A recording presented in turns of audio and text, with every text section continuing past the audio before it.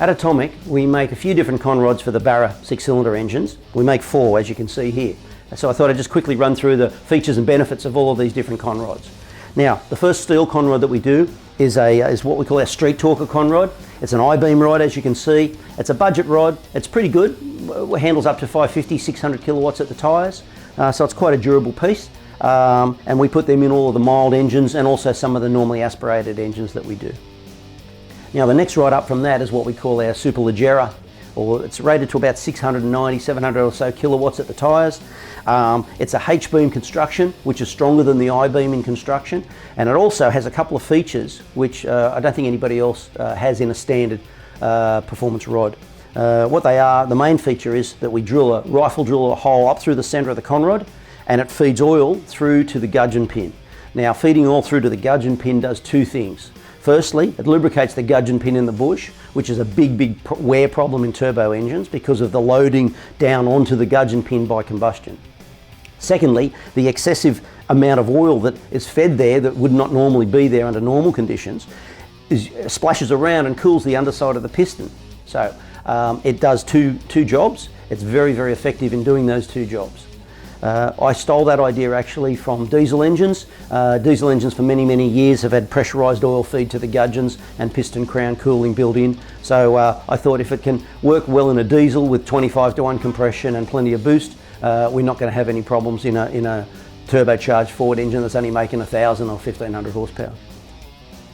The next rod up from that is what we call our fat rod, and you can see why it's called a fat rod because the beam is obviously a lot fatter than the 698 rod. There's a good comparative of the two.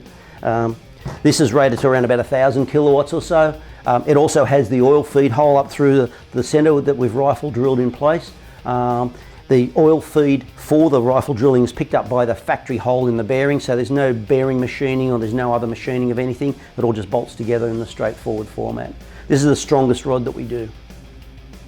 Now the weakest rod that we do is this aluminium rod. Now, these are made for us to our spec by CP Carrillo in the States.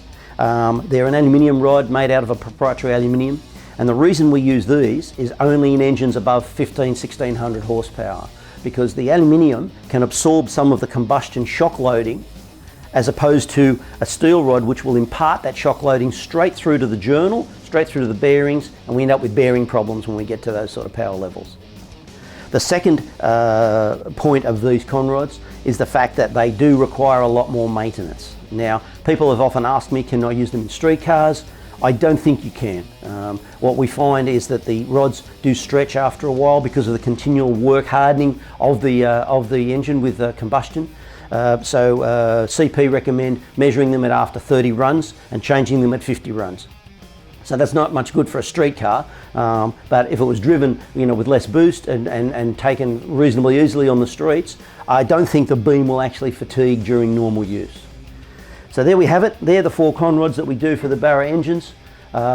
These cover pretty well everything that's required in the range. We have the Conrods to suit our normal full stroke 99.2mm stroke crank, and we also have them to suit our D-stroker crank, which is 86mm stroke.